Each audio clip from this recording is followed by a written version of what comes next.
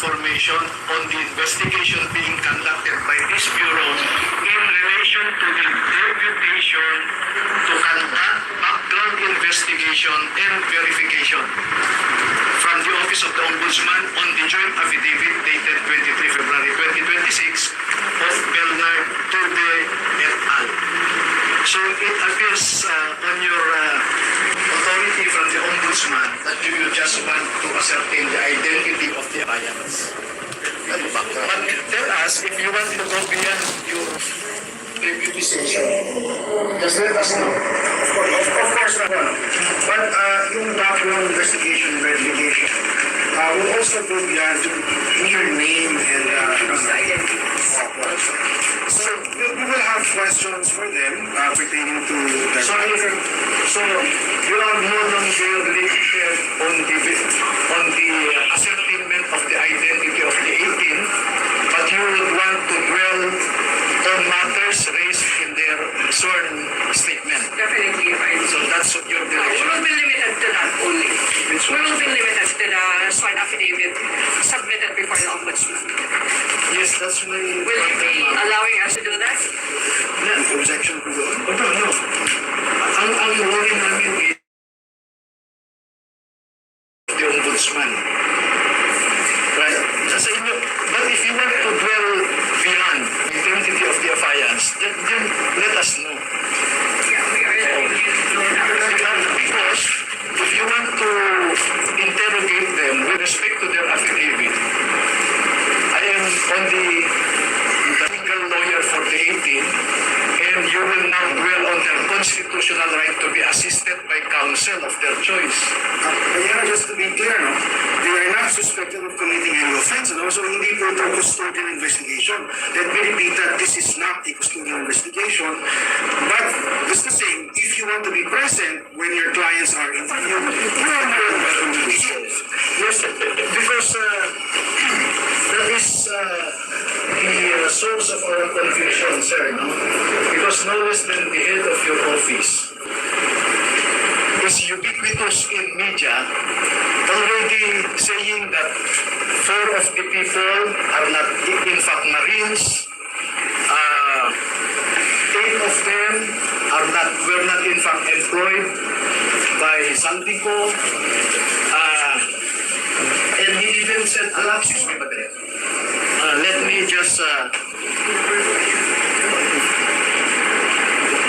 let me just point this out.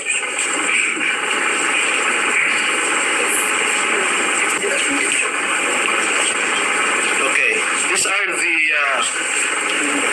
pervasive assertions of the NBI director. 14 Marines, there are only 14 Marines. The rest are not. That's his allegation already. And he is citing intelligence information given to him.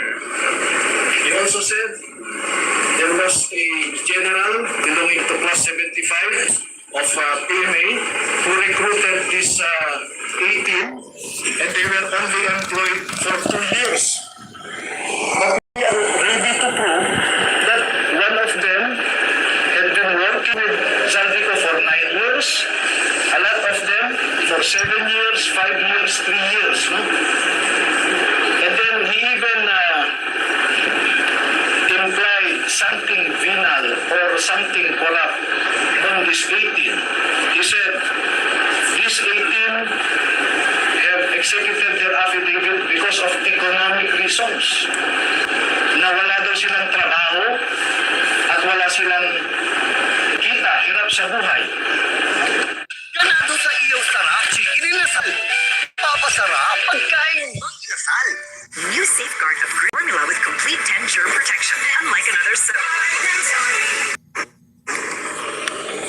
Next, may sinabi siya na we verified the flight detail of airtaxi.ph, and according to the certification given to us, there was no flight to Ilocos Norte between 2023 to 2025. But the affidavit says it was in 2022.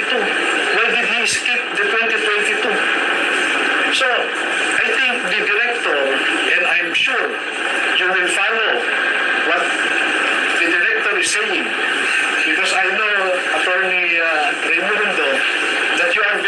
to the new director. Okay? So, no. Let me just finish. So my concern as a party involved here is that you subpoenaed us to ascertain the identity of the 18. Now you are telling us you want to go beyond the identity of the affiance. So, under what authority are you trying to do that? Because you are limited by the deputation by the Ombudsman. And if you want to get into the details, the Ombudsman already sent me a letter requiring us to perform a positive act of supplying additional information, etc., etc. So, my worry now is Ombudsman will conduct a factual investigation. NBI will also conduct its own factual investigation that is beyond the deputation of Ombudsman. And you know that the law fronts on two agencies investigating the same factual issue because of the danger of two agencies coming out with different results. That is what the law prohibits. So that's why, with due respect, sir, Attorney Raimundo and ma'am, let us limit our exercise now to confirm with your subpoena.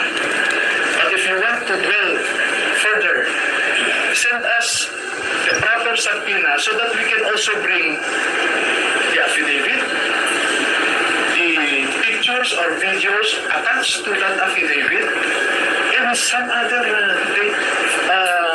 evidence that you may require. But for now, I'm afraid that we cannot provide any answer to you that is beyond the identity of the 18.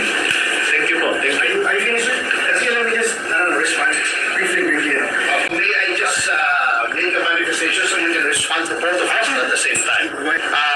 Attorney Raimundo, we are here lest anyone think that we have something to hide. That's why we are refusing. Let me give you the context. We are here out of respect the National Bureau of Investigation as an institution. Thank you, sir. Nanggaling din po ako rito, the NBI is composed of men and women of high professionalism, integrity, and probity. However, due to political appointments at the very top, na-recognize at nami-misemploy ang powers ng NBI, which is a highly revered institution. Ngayon po, ngayon ko lang nalaman kay Attorney Baligod na meron na palang subpoena o letter na inaanyayahan itong 18 na imbestigahan doon. This reinforces my belief na itong subpoena na ito at yung subpoena ron, dala-dalawa. Kayo, deputize sila, yung main source of the power. I intended to harass and intimidate not only the 18 but my client and the other persons involved here as well. The fact that you are even telling us that they are going to be interrogated one by one in the room is already abuse because the limits of your power are only within the four corners of your deputization, as Attorney Levy correctly stated, ascertain the background. Now, if you want to ask my client here about his background, and I believe his background is fairly well known, you ask him now. We will not consent to any one-on-one. That those are tactics that everyone knows are intended to intimidate and scare witnesses. We will not conduct custodial interrogation or not, because if you want to question him one-on-one, that's all. It's going to be custodial interrogation in any that name. Huwag na tayo maglukuhan, Panyero. Tinatakot nila kami. May question kayo. You're here. We are not. He's here now. You ask him. Tapos. Okay. Thank you, sir. First off, let me just say, first of all, thank you for recognizing the integrity of the men and women in the NBI. So, you have our oath as lawyers and law enforcers that we are impartial. This is a fact-finding investigation. We will go where the evidence leads. Alright? Also, I just object to the use of the word interrogation. As I said earlier, hindi po ito interrogation. The not suspected of committing any offense, they are subpoenaed as witnesses. So what we will do is an interview. Okay? Now, we are interviewing them individually for efficiency, to save time. But of course, if Attorney Baligod so chooses, he can accompany the interviewees one by one. We just have to schedule it today. But let me just reiterate that, that we are impartial here. We're just following where the evidence will lead. Okay? So, about the deputization from the Ombudsman, siguro we will just disagree with your assertion that it's limited to simply the identity of the subpoenaed individuals. Hindi po, so the background investigation and verification includes the contents of the judicial affidavit, and other matters. So the NBI has plenary powers to investigate. We've been deputized by the Ombudsman to investigate, and we will do just that. But if you're telling us that you're objecting to answering questions that pertain to the contents of the judicial affidavit, and other matters, then that's noted po. But if it's still okay with you, we'll still proceed with the interview. And then if there are any questions given during the individual interviews that you object to, then you can say so. Overbroad. That's my point, sir,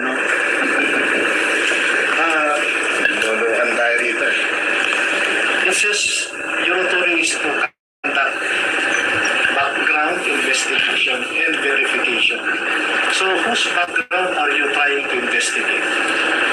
Isn't it that the affiant's background is the subject of the subpoena? Because you can conduct a background investigation on the facts alleged in the affidavit. It's just a wrong choice of word, if I may. But we are willing to answer your question.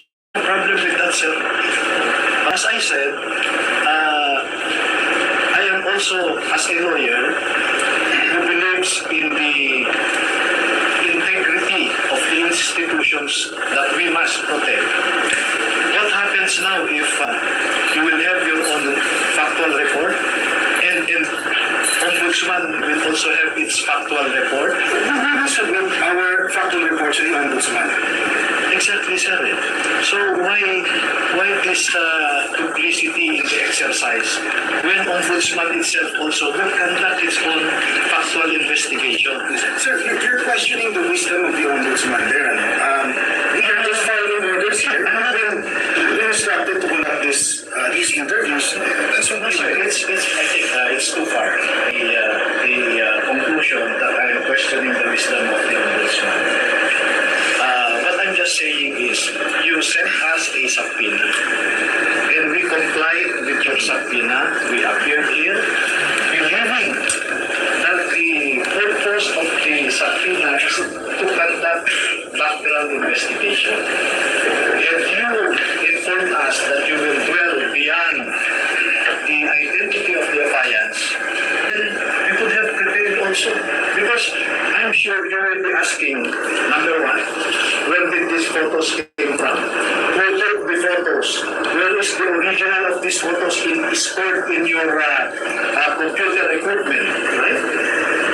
Those will be your logical questions. Number two, who recruited you to execute your affidavit?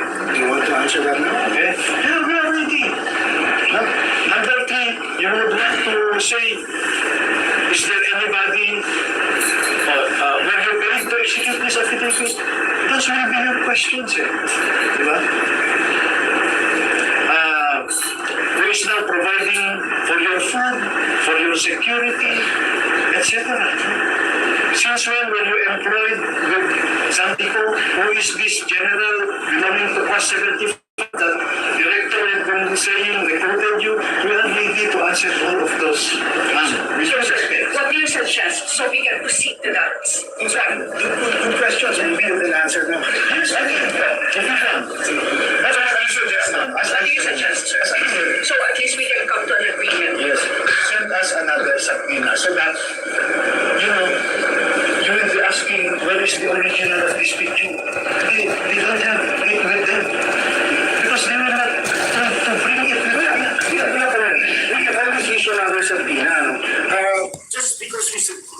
issue the subpoenas for today because again, we're precluded from issuing it.